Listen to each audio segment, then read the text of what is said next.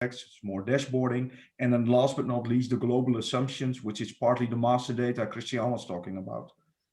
So let's start with creating a contract. So the first screen that opens is the create contract screen. And what we need to do is need to enter the contract information. Like Christian was saying, we also have the ability to upload this information directly into the system. But for this demonstration, I will show you how to manually create contracts in the system. The first field that we need to enter is a contract number. In this case, I'm going to create a contract, a lease contract for a car. It's a very simple example. Of course, you can also integrate contracts for leasing of buildings, land, all kinds of asset categories. Let's start with the car, and you need to enter a number. It's a unique identifier that you internally use to identify a certain contract. So what I will do is I will just type in a license plate number 3.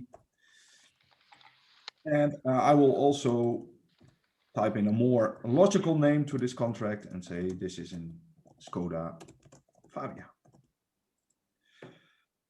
Then I need to select the lease category. Like I said, premises, land, cars, other vehicles. By default, these are the categories that are in the system.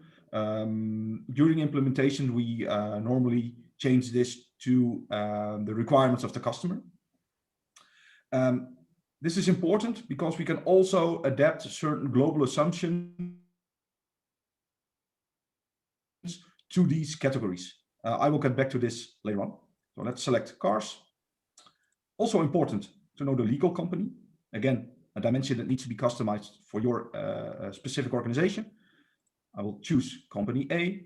Then we have, in this case, 2 additional dimensions. Those are, let's say, the 3 dimensions that you can use for your own purposes. In this case, we have an operative organization, for example, a profit center or a cost center, and another additional dimension, more functional related, that can be used to assign a contract to.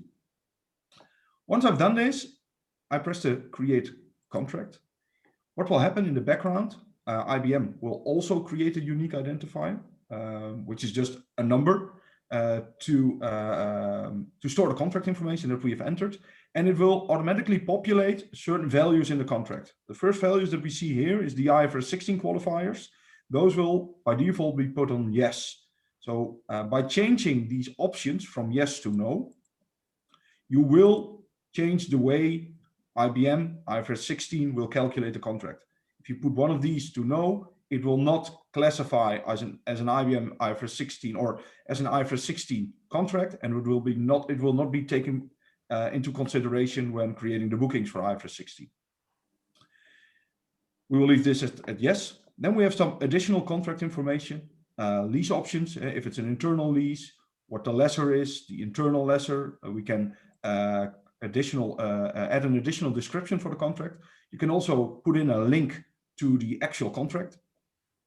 If it's a head lease or a sublease contract, if it's a joint contract, all this information can be entered. For this demonstration, I will not enter this information since it's not mandatory. If I press next, I will get to the next screen, and the next screen is time related. We need to enter the duration of the contract. So I will enter the start date or the inception date of the contract. Let's put it to 2021. The commencement date will be the same. And let's say that this is a 4-year contract, 2024-01. Then we have several other options. We can tell the system if there is an extension option in place. Well, for example, in this case, it is. Is it reasonable to use? No, it's not. If the option is used, when is the end date? Let's say 1 year later. I can add a comment. And what you will see here is the effective end date is calculated as January 2024. Also information about terminations options. If it's an open-end contract, all this information can be added to the contract. Then down here, we have something about indexes. It's not really something that's normally used for cars, but for example, for buildings or premises, it can be used, and you can enter a certain index that needs to be applied to the contract. You also have standards that can be used. So what we see here in this example, we have a real estate October index and a STIBOR 90 index. And this is an example of the master data we were talking about earlier in the global assumptions. So if I navigate to that, we can see here on the right side that indices have been applied for certain periods for the real estate October and also the STIBOR 90. And this can be entered and populated by yourself. So once I've entered this, information, we can go to next, and then we will see the amounts. So what we need to enter is the contract periodic payment.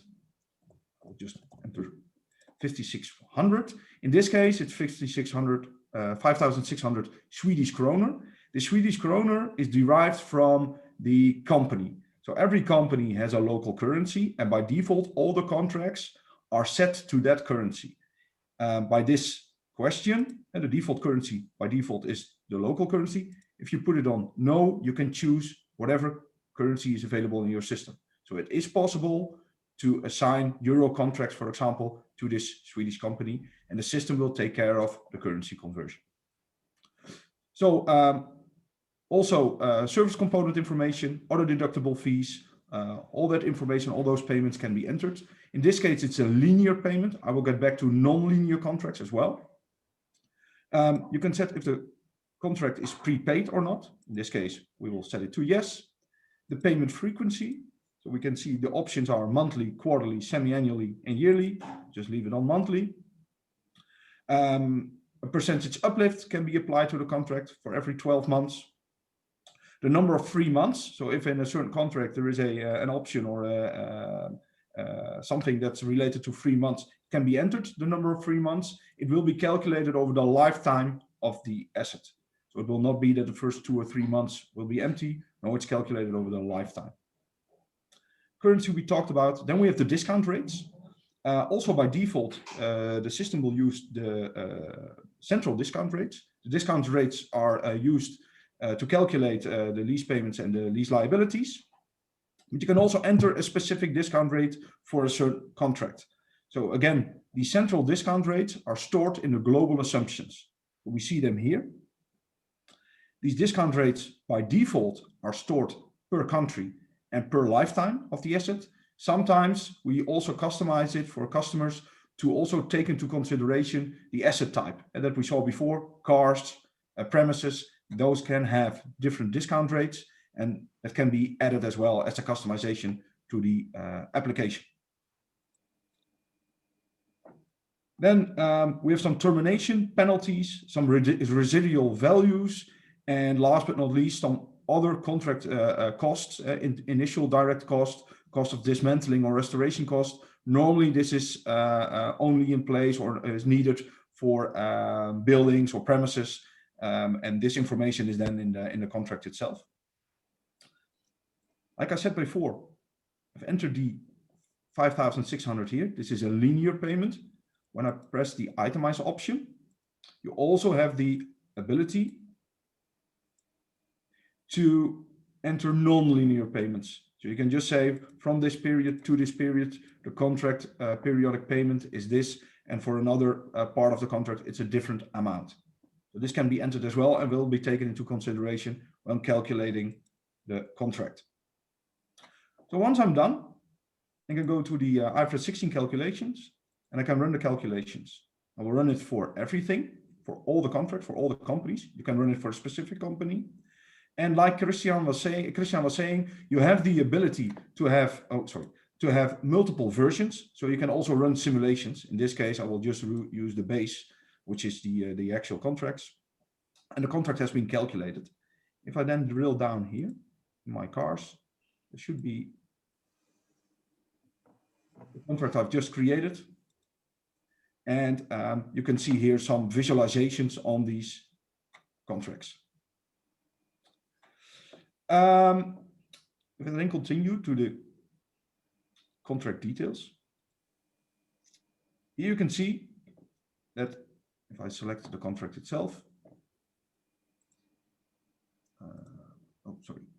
there is all contracts, go to cars, and take the last one.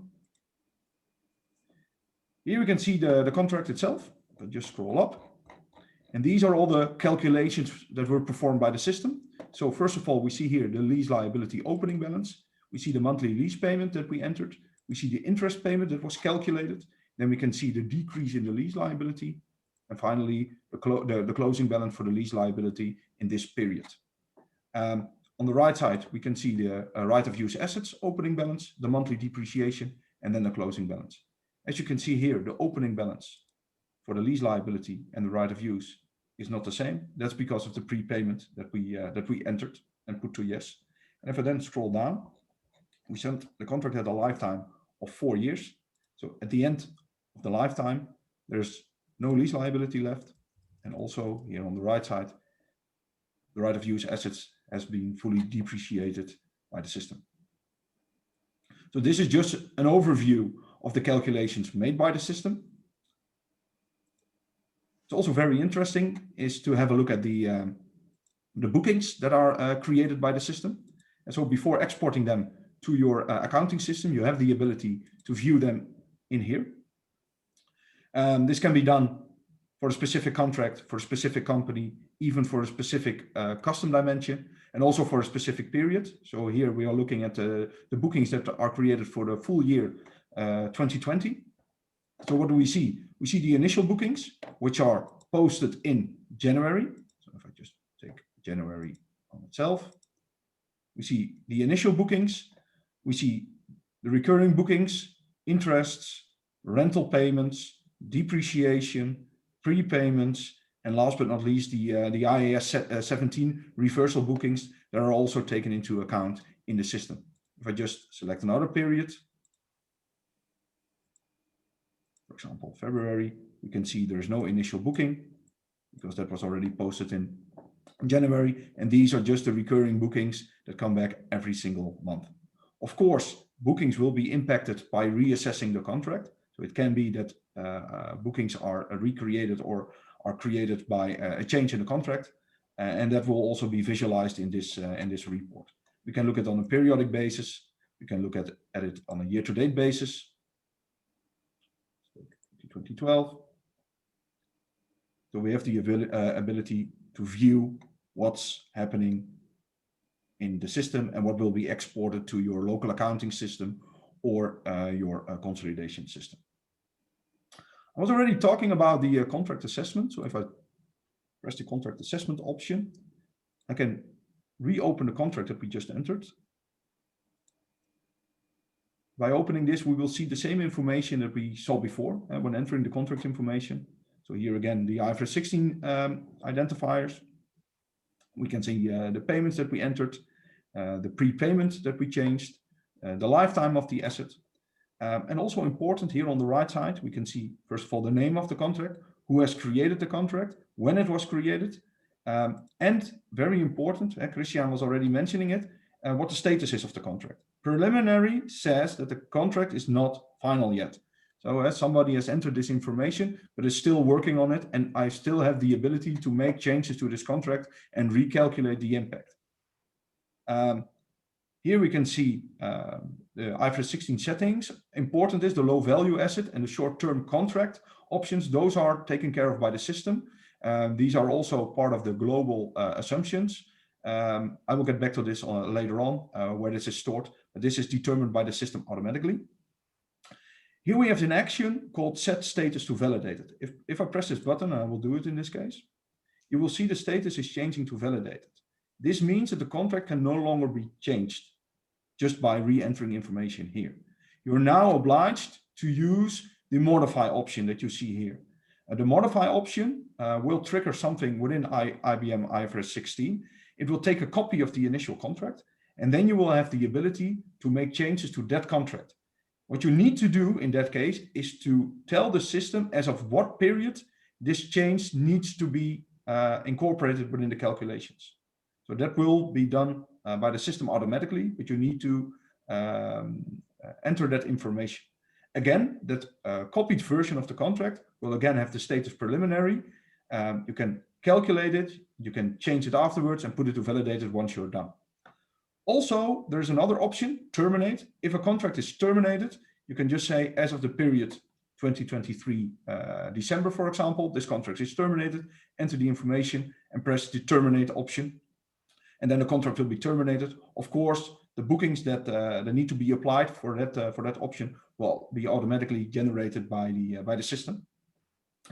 Then we have the option delete contract, not really used very often, but sometimes a contract it's possible that somebody enters a contract that's invalid or that should not have been entered or is entered already, then it can be deleted. And the validate contract is an option to just check if the contract is fully correct and if it contains all the information needed for the calculations. Then we'll go to the global assumptions. We saw something already, and we saw the discount rates. Here you can see the starting period. All calculations will start as of January 2019, the start of IFRS 16. Here we can see the short-term options, 12 months. If it's shorter than 12 months, it will not be taken into account for the IFRS 16 bookings. Also, the low value limits in local currency related to the $5,000 in IBM in IFRS 16. We already saw the indexes, and last but not least, here you can see the currency rates per currency, an average and a closing rate that is used by the system to calculate the different currencies. There are 3 in the system. Go to the contract details again. We have the local currency, we have the contract currency, which is not in this list, and we have the group currency. And this group currency can be set to your own currency. So for example, euros, in this case, it's Swedish krona.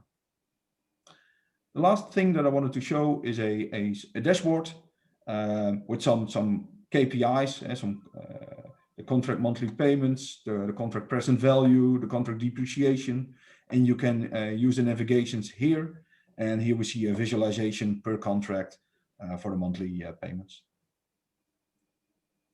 This was my presentation about the IBM IFRS 16 application in Planning Analytics Workspace.